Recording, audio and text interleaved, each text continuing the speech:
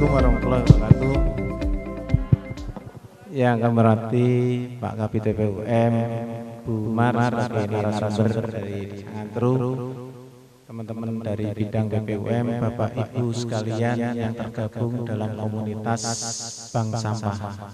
Pertama-tama marilah kita panjatkan puji syukur kehadirat Allah Subhanahu wa taala. Pagi ini kita bisa berkumpul di Liur Cafe dalam kondisi sehat walafiat dalam rangka silaturahmi, dan yang kedua kita belajar bareng Bapak Ibu sekalian terkait dengan pemanfaatan daur ulang. Bapak Ibu sekalian, seperti apa yang jenengkan kirimkan atau sampaikan ke dinas kami dari komunitas Bank Sampah di Tulungagung, kita menindaklanjuti dan akhirnya kita bisa melaksanakan kegiatan yang ini memang khusus komunitas Bank Sampah seluruh Kabupaten Tulungagung. Jadi selama ini kalau kita Bank Sampah itu tidak lepas dari lingkungan hidup.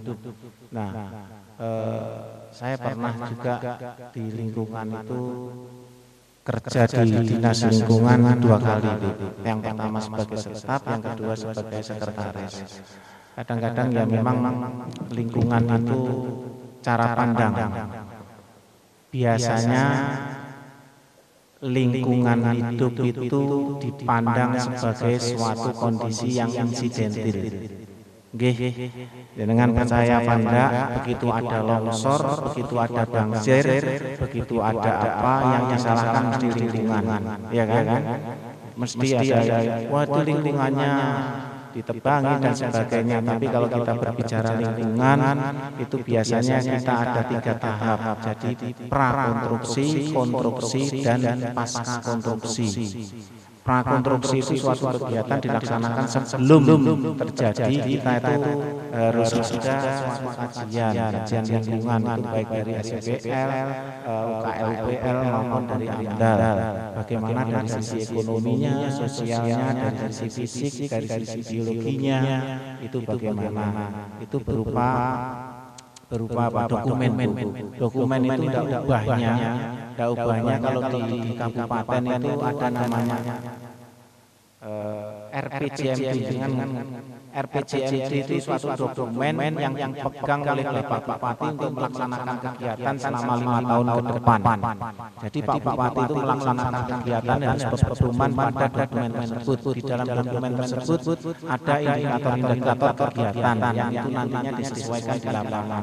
Begitu juga yang ada di dokumen lingkungan hidup, itu namanya SPPL. Kalau SPPL itu surat pernyataan itu kategorinya kecil, hanya 1 lembar aja. Kalau dokumen UKLPL itu sedang, di mana dalam sedang tersebut ada kajian-kajian yang sifatnya fisik, biologi, dan ekonomi sosial. Apa sing arep dilakoni selama 3 tahun kalau tidak salah peruntukannya. Jadi tahun pertama perusahaan itu harus melakukan apa atau apa, tahun kedua sampai ke tahun ketiga nanti itu diperpanjang. Begitu juga AMDAL itu lebih luas kajiannya. Itu berupa proyek-proyek nasional dan strategis. Sehingga dari situ acuannya begitu. Nah, kaitannya dengan sampah, sekali lagi ini erat sekali dengan lingkungan hidup. Seperti yang jenengan ketahui, hasil-hasil ini dari daur ulang ya Bu ya. Daur ulangnya itu daur ulang bibir ale-ale. Sampah plastik ya. Nggih. Oh, gelas kayak gini ya, gini ya. Nggih. Ada suatu strategi dulunya itu kalau enggak salah, sebelum masuk ke TPA itu harus disortir di tingkat bawah ya.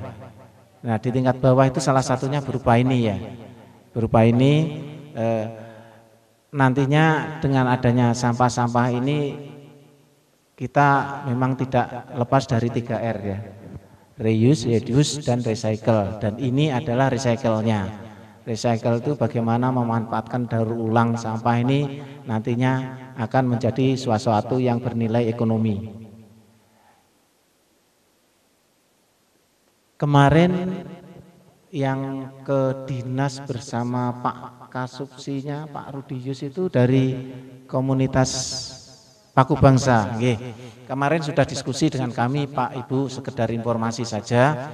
Jadi kalau boleh kami mengusulkan kalau sudah ada komunitas kayak gini jauh lebih baik untuk istilahnya apa ya, memetakan agar anggotanya itu jelas gitu.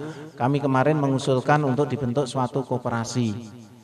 Jadi kalau nanti wadahnya koperasi itu nanti manajemennya akan jelas Bapak Ibu sekalian, dan kalau koperasi itu nantinya bisa berkembang juga artinya program-program yang sifatnya dari pemerintah pusat maupun provinsi maupun daerah itu nanti peruntukannya itu jelas. Kalau mau mengadakan, saya berpikir gini, mungkin di Kementerian Lingkungan Hidup ada suatu divisi terkait dengan sampah atau apa, itu kalau jenengan sudah punya badan hukum itu lebih enak terbaca di sana itu. Kalau sebatas komunitas kan yes komunitas, metu ora bebas kan gitu ya. Tapi begitu itu nanti berbentuk koperasi Bu, di situ aturan itu jelas sekali. Sehingga nanti setiap tahun bisa RAT, yakinlah istilahnya jenengan nanti akan ada suatu value added, nilai tambah di kementerian bahwa Tulungagung ada koperasi bank sampah. Itu jauh lebih bagus Pak. Dan itu nanti mesti digandeng istilahnya digandeng dalam bentuk apa, tapi begitu ada sesuatu yang sifatnya secara legal formal itu sudah terbentuk, itu sangat bagus sekali. Banyak usaha mikro yang ada di Tulungagung itu sekarang juga banyak yang berbentuk koperasi juga, dengan harapan nanti ada pembinaan yang ada baik dari provinsi maupun dari pusat. Bapak Ibu sekalian yang kami hormati, kami bersama Kabid bidang yang membidangi dalam rangka untuk pelatihan daur ulang ini dengan harapan satu, Bapak Ibu nanti bisa meningkatkan skill jenengan terkait dengan daur ulang khususnya plastik, di mana di sini ada Bu Mar yang menjadi narasumbernya, bisa meningkatkan skill akan menambah kiranya dari sisi perekonomian di Bapak Ibu sekalian. Saya pikir itu beberapa hal yang bisa kami sampaikan, dan dengan mengucap Bismillahirrahmanirrahim, pelatihan keterampilan berbasis daur ulang kami nyatakan dibuka dan dimulai. Terima kasih, ada kurang lebihnya kami mohon maaf. Bila taufiq wal hidayah. Wassalamualaikum warahmatullahi wabarakatuh.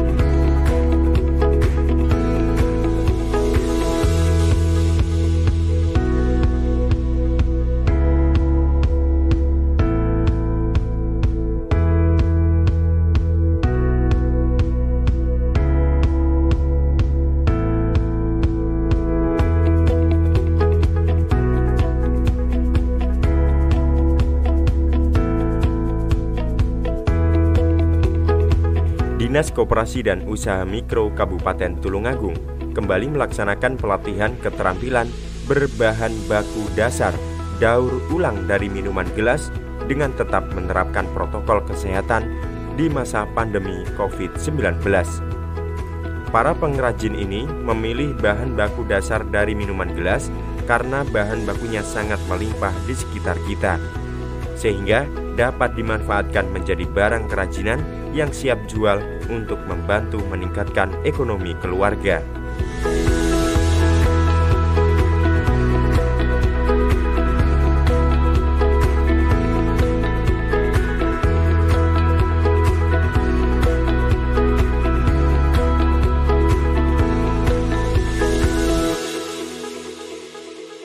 Hari ini kita melaksanakan kegiatan keterampilan berbahan dasar daur ulang. Ini sebagaimana diketahui bersama bahwa persoalan sampah yang ada di Kabupaten Tulungagung itu lumayan banyak, dan dari sampah itu biasanya kalau kita bisa manfaatkan seoptimal mungkin bisa melahirkan nilai ekonomi. Oleh karena itu ini dari komunitas sampah Tulungagung kami akomodir berdasarkan surat dari komunitas untuk menyelenggarakan keterampilan, dan sekarang kita laksanakan secara keterampilan daur ulang sampah itu selama 2 hari. Baik Pak Kadin, bagaimana menurut Pak Kadin terkait pengrajin bahan daur ulang dan apa tanggapannya? Iya, terima kasih. Jadi dengan antusiasnya teman-teman komunitas bank sampah ini untuk mengikuti pelatihan ini menunjukkan adanya suatu motivasi yang besar untuk memanfaatkan sampah yang ada Tulungagung, khususnya yang berbentuk recycle, bisa dimanfaatkan secara ekonomi.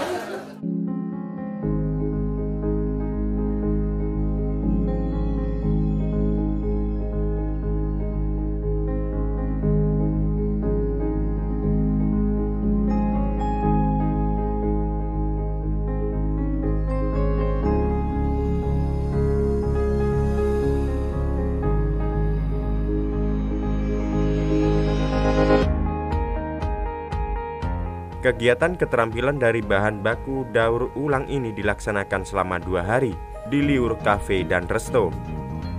Kegiatan keterampilan ini diikuti sebanyak 35 orang yang terdiri dari pengelola bank sampah se-Kabupaten Tulungagung.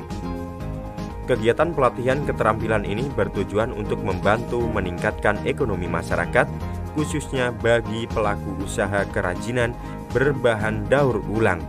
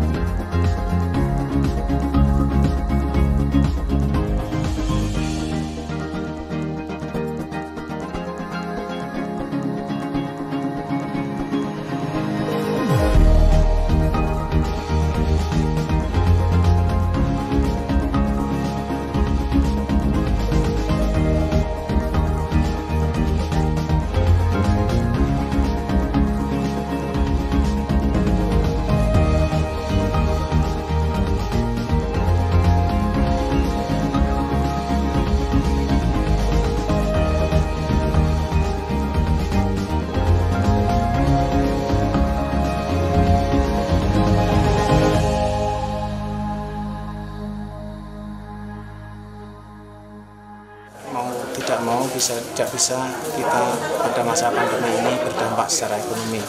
Oleh karena itu kami pesan kepada para pengrajin khususnya daur ulang sampah ini bisa memanfaatkan momen-momen yang sekiranya bisa satu meningkatkan skill, yang kedua bisa menambah tingkat ekonomi keluarga, sehingga dari situ kita tetap bisa survival di masa pandemi ini.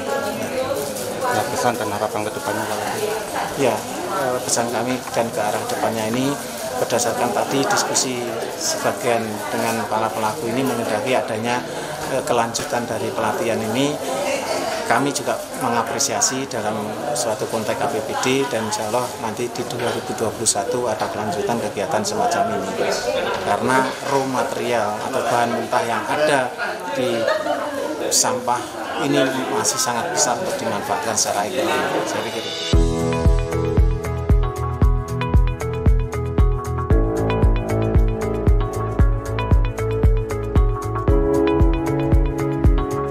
Untuk bahan daur ulang sendiri sangat melimpah di sekitar kita, sehingga untuk mendapatkannya tidak kesulitan, serta dapat dimanfaatkan oleh para pengrajin untuk dibuat menjadi kerajinan. Adapun yang dikerjakan oleh para pengrajin adalah membuat tas, tempat permen, tempat minuman gelas, figura, tempat pensil, dan tempat piring, serta lain sebagainya.